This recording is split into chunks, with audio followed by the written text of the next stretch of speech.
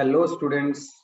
If आप लोग को भी लगता है कि आपका पेपर पूरा कंप्लीट नहीं होता है, पेपर पैटर्न कैसा होगा, then you are at the right platform. आज मैं आप लोग के साथ डिस्कस करूंगा कैसे आप लोग अकाउंट्स का पेपर पूरा एकदम टाइम पे कंप्लीट कर पाओगे, उसका पेपर पैटर्न क्या होने वाला है एंड किस प्लानिंग के साथ आपको पढ़ाई करनी चाहिए। इफ आपको ये सारे क्वेश्चंस के आंसर्स चाहिए, do watch this video till the end and if आपको अच्छा लगे, do like, comment, share and subscribe to the channel.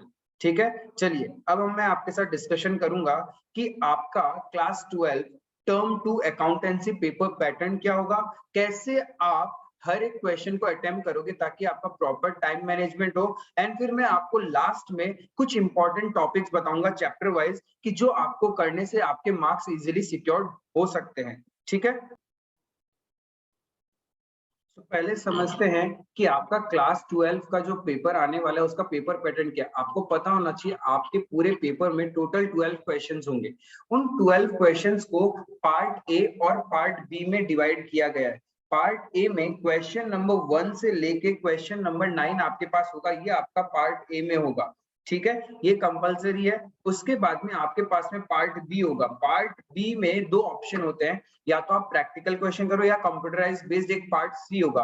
तो नॉर्मली हम लोग सबको क्या करते हैं, पार्ट बी ही अटेम्प्ट करेंगे। तो पार्ट बी में आपके पास 3 क्वेश्चन होंगे, so there will be total 12 questions in your paper, right. Question number 1 से लेके क्वेश्चन नंबर 3 आपका शॉर्ट आंसर टाइप क्वेश्चन होगा, that will carry 2 marks each. Question number 4 से लेके क्वेश्चन नंबर 6 जो होगा वो आपका मीडियम रेंज का क्वेश्चन होगा, वो आपका 3 मार्क्स ईच कैरी करेगा। देन क्वेश्चन नंबर 7 से लेके क्वेश्चन नंबर 9 ये आपके लॉन्ग आंसर टाइप क्वेश्चंस होगा, एंड दैट टू प्रैक्टिकल। यहाँ पे आपका एक एक क्वेश्चन 5 मार्क का होगा। देन अगेन क्वेश्चन नंबर 10 जो पार्ट बी का पहला नंबर क्वेश्चन होगा वो 2 मार्क का होगा। Question number 11 will be of 3 marks and question number 12 will be of 5 marks। तो ओवरऑल 40 मार्क्स के लिए आपको 12 क्वेश्चंस दिए जाएंगे। एंड मेक श्योर, ध्यान रखना आप लोग कि क्वेश्चन नंबर जो 3 मार्क्स की कैटेगरी है वहां पे आपको 3 इंटरनल चॉइस मिलेंगे। ठीक है, ऑप्शंस रहेगा, इधर यू डू ए और you do B. Where as in case of 5 marks question आपके पास सिर्फ और सिर्फ एक ही इंटरनल चॉइस क्वेश्चन होगा। तो टोटल मार्क्स है 40। हमें सीबीएसई टाइम अलाउ करता है 2 आवर्स, यानी इन शॉर्ट 120 मिनट्स। तो हम लोग निकाल सकते हैं कि 1 मार्क्स को सिक्योर करने के लिए वी हैव 3 मिनट्स। हमारे पास बहुत सफिशिएंट अबंडेंस ऑफ टाइम है पूरा पेपर कंप्लीट करने का। अब प्रॉब्लम ये होती है, स्टूडेंट को समझ में नहीं आता है कि कौन सा क्वेश्चन का अटेम्प्ट करें, एक क्वेश्चन में कितना टाइम डिवोट करना चाहिए। तो ध्यान रखना, अब मैं आपके साथ में प्रॉपर टाइम मैनेजमेंट बताऊंगा कि कैसे कैसे आप एक मार्क के लिए आपको कितना टाइम, किस क्वेश्चन के लिए आपको कितना टाइम डिवोट करना है। इफ उससे ज्यादा आपको टाइम लग रहा है तो आपको वो क्वेश्चन स्किप करके नेक्स्ट क्वेश्चन में चले जाना है। ठीक है, तो देखिए टाइम मैनेजमेंट आप कैसे करोगे एग्जाम हॉल में। क्वेश्चन नंबर 1 to 3 जो आपका 2 मार्क के क्वेश्चन है वो बहुत इजी क्वेश्चंस होंगे आपके, एकदम स्मॉल, एक दो जर्नल एंट्री का क्वेश्चन भी हो सकता है या फिर बेसिक थ्योरी भी पूछ सकते हैं वो आपसे। तो वहां पे आपको एक एक क्वेश्चन को करने में मिनिमम आपके 3 मिनट्स ही लगने चाहिए, उससे ज्यादा आपको नहीं डिवोट करना है उसके अंदर में। 3 मिनट आपको एक क्वेश्चन के लिए मैक्सिमम देना है, यानी अप्रोक्सीमेटली 9 क्वेश्चन जाएगा तो चलो अपन ऊपर में 1 मिनट और ले लेते हैं। 10 मिनट्स हम क्वेश्चन नंबर 1 to 3 के लिए डिवोट करेंगे। तो आउट ऑफ टोटल 120 मिनट्स यदि हम 10 मिनट्स क्वेश्चन नंबर 1 to 3 को देते हैं तो हमारे पास अभी भी 110 मिनट रहेगा। क्लियर है। अब क्वेश्चन नंबर 4 to 6 जो थोड़ा सा बड़ा है but not that too big, तो ये भी थोड़े इजी टाइप के क्वेश्चंस रहेंगे जहां पे आपको इंटरनल चॉइस भी रहेगा।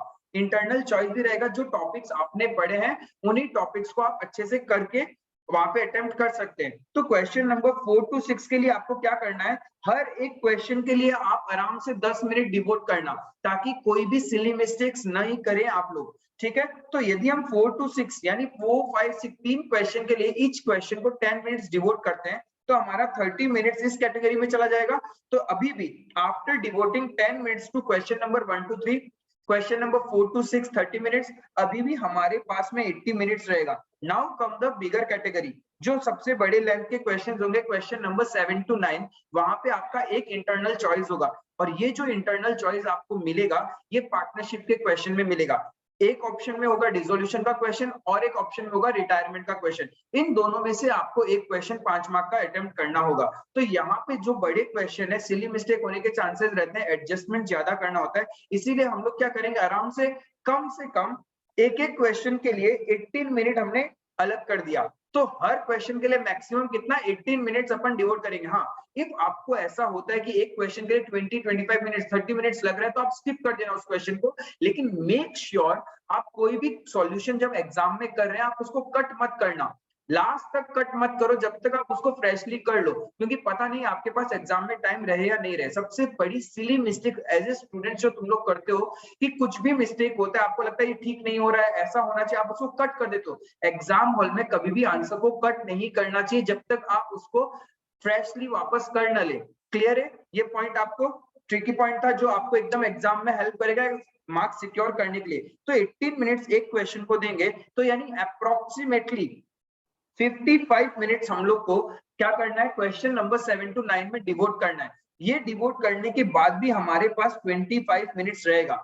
Now comes part B. Part B का क्वेश्चन नंबर 10 बहुत ही इजी क्वेश्चन होगा, इजीली आराम से 2 मिनट में आपसे हो जाएगा। तो इसके लिए अपन 2 मिनट डिवोट करेंगे, फिर अपने पास बचेगा 23 minutes. Then come question number 11 जो 3 मार्क्स का क्वेश्चन होगा। यहाँ पे आपके पास इंटरनल चॉइस होगा, एक क्वेश्चन होगा कॉमन साइज का, ठीक है, कॉमन साइज और कंपैरेटिव में इंटरनल चॉइस रहेगा। मेरे हिसाब से आपको कॉमन साइज का इनकम स्टेटमेंट कर लेना चाहिए क्योंकि वो तो पेपर में रहेगा ही रहेगा, लिख के ले लो। क्लियर है? तो वहां पे आपको 10 मिनट डिवोट करना है क्योंकि वहां पे आपको परसेंटेज वगैरह कैलकुलेट करना होगा।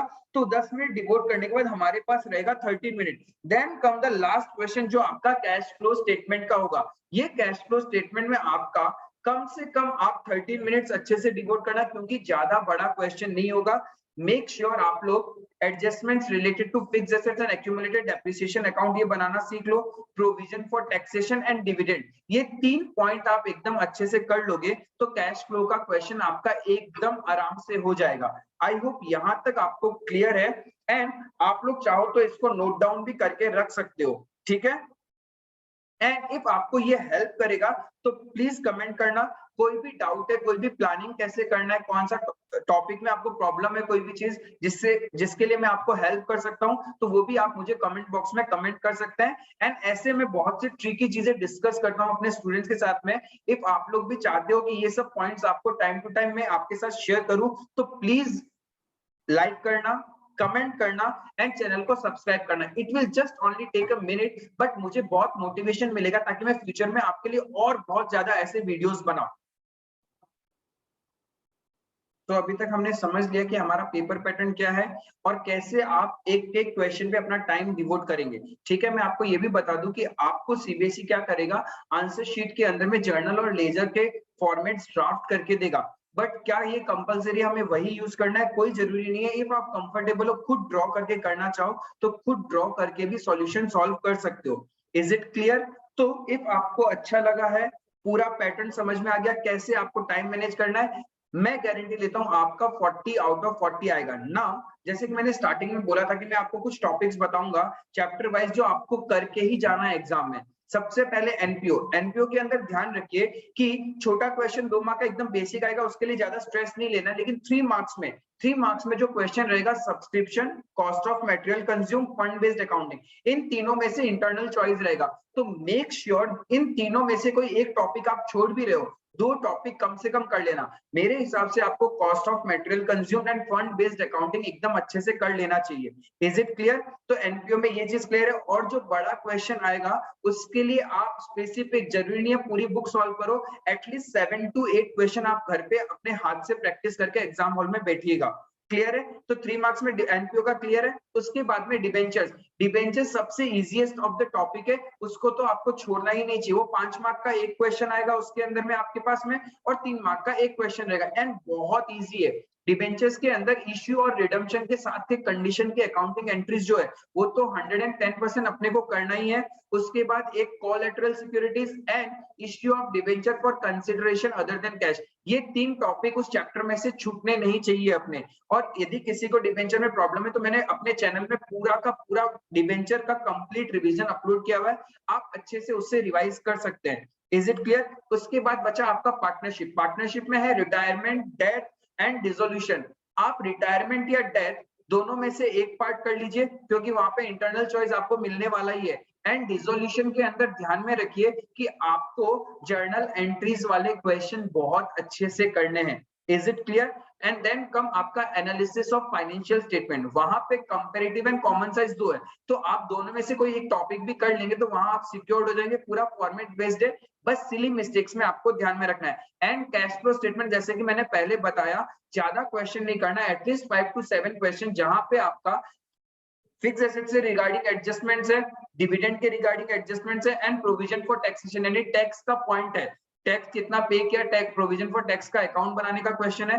वो क्वेश्चन आपको करके ही जाना है। इफ आप इतना चीज अच्छे से कर लेते हैं, आई एम डैम श्योर कि आपका 40 आउट ऑफ 40 कोई रोक ही नहीं सकता है। इफ आपको मेरी तरफ से ये आपके लिए जो मैंने हेल्प किया, जो मैंने ये क्रक्स निकाला है, मजा आया, सब कुछ समझ में आया, थोड़ा सा ब्लेसिंग्स देना, लाइक करना, चैनल को सब्सक्राइब कर लेना, थोड़ा सा मेरे को भी मोटिवेट करना, ठीक है? चलो अब चलते हैं, पेपर की तैयारी करते हैं और मस्त फाड़ेंगे पेपर इस बार, ठीक है? Best of luck to all the class 12 aspirants, and बढ़िया से फाड़ के मेरे को फटाफट एग्जाम देके कमेंट करना कि कैसा तुम लोग का पेपर गया। Bye bye.